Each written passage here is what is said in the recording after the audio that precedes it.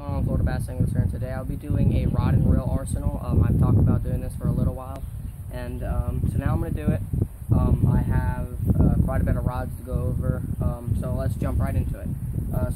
All my rods are right next to me right here. You can't see them, but I have, I don't know how many rods, we'll find out. But the first rod I have is a, this is a Tourney Special on a Tourney Special reel. This is the combo, and I'm not too sure the price of it, but this is my topwater pole. I don't throw topwater, in a sense, topwater like a popper. I don't throw topwater poppers very much, so I don't have the greatest pull for it, but I do like this pole. It's very comfortable on your hand right back here. That is really comfortable, and then I run that on 14-pound mono. So that is the first rod. My second rod is a must-have. It is a St. Croix jig and worm rod. Jig and worm rod. I don't know if you can read that. Maybe if I'm even getting it into the camera, it might be upside down. But it's a jig and worm. I have that on a Daiwa Exceller on a 7-3 with 17-pound fluorocarbon. And this rod is, I believe, 6'6" medium heavy. I didn't go over the other rod, but it's a 6'6" medium heavy. It's the same thing. And the gear ratio on that is 6-3. This is a 7-3 gear ratio. And this is just my worm rod. This is what I'll throw Senkos, curly tails, anything like that. We're in the heat of the summer right now, so I'm going to be throwing some natural colored curly tails. My next rod is my chatterbait rod, or swimming bladed jig.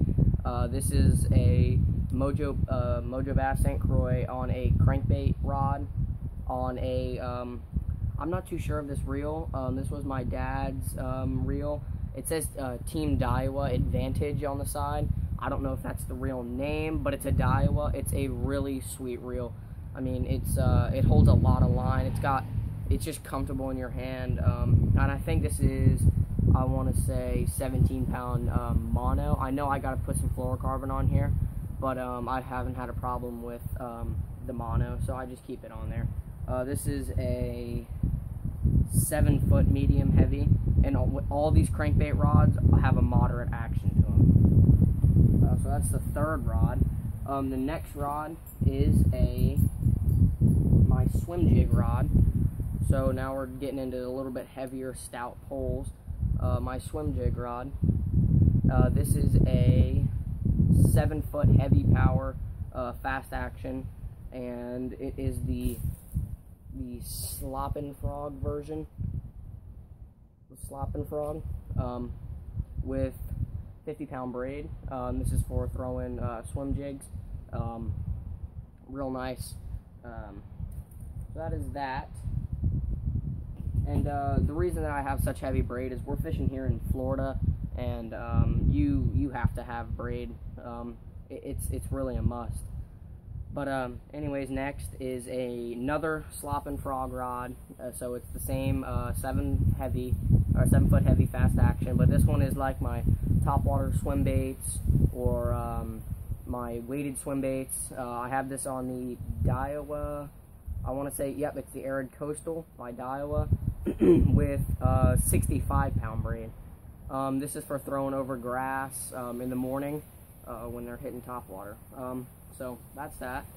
All these, I'm not too sure of all the prices of these rods. They're somewhere either up close to 200.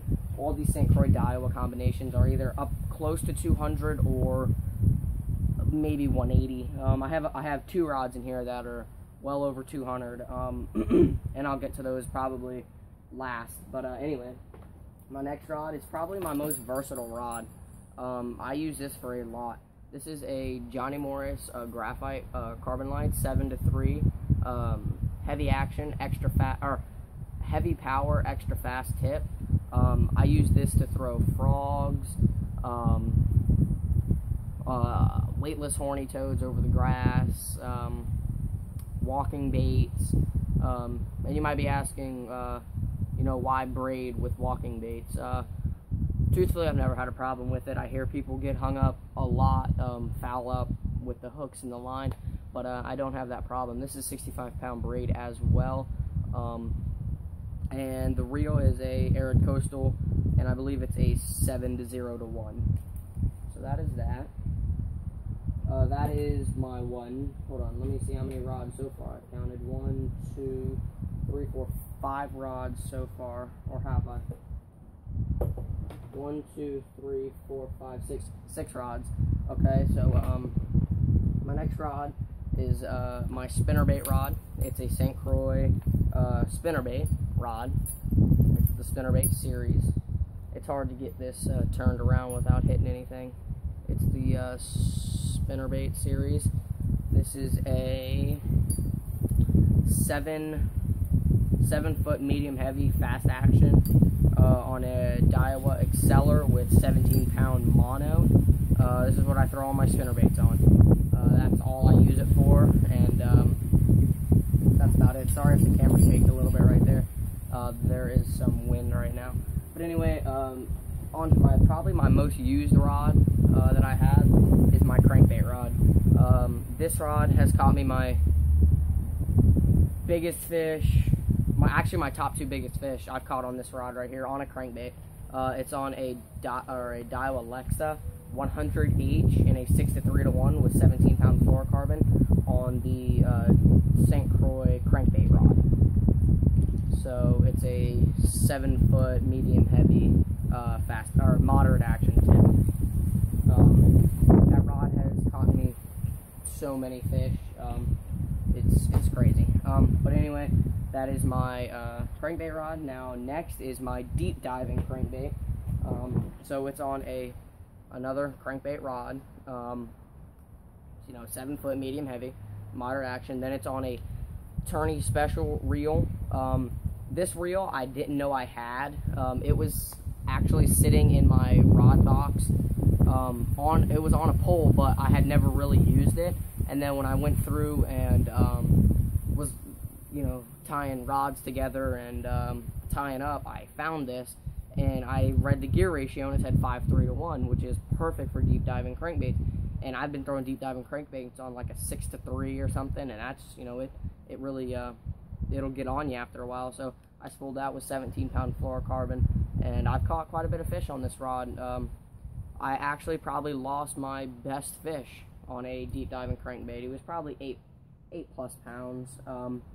But anyway, down to my last 2 rods. I'll start off with my, this is pretty much my flipping rod. This is a Halo rod. It's a 7'11" extra heavy. It's got a Daiwa Tatula 7-3 with 65-pound braid. This is what I flip all my pretty much ounce and up heads on. I don't have an ounce head on here right now because the last time I went flipping, we didn't need as heavy a weight, so there is a little bit smaller weight on there right now. But anyway, this is a ridiculously strong rod. I mean, I've flipped into some thick stuff, and I've hooked into 4-pounders and just pulled them right out of the cover. I mean, they don't stand much of a chance. That reel is just real strong. It's got big handles. But anyway, my last rod is my other flipping rod.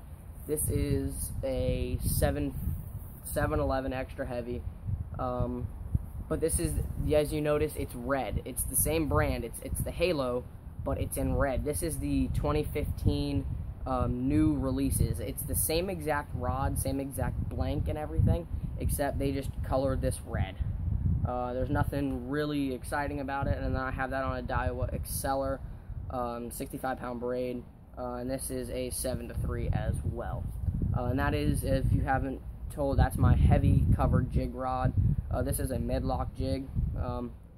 So that's that. Guys, that's pretty much all the rods. This is all the rods that I carry on the boat with me when I go fishing. This doesn't include my the couple rods that I have in my bedroom, the couple rods that are in the garage that don't get put on the boat. Like, I have 2 duckets that don't get used, that don't get put on the boat. I have a couple different cheaper combos that don't get put on the boat. I probably have 6 or 7 rods sitting in a corner that don't get touched. Anyways, guys, that's been my rod and reel arsenal that I use, what I use, and just some of the stuff. Anyways, guys, if you did enjoy it, please remember to leave a comment, rate, and subscribe to the video. I hope you guys did enjoy.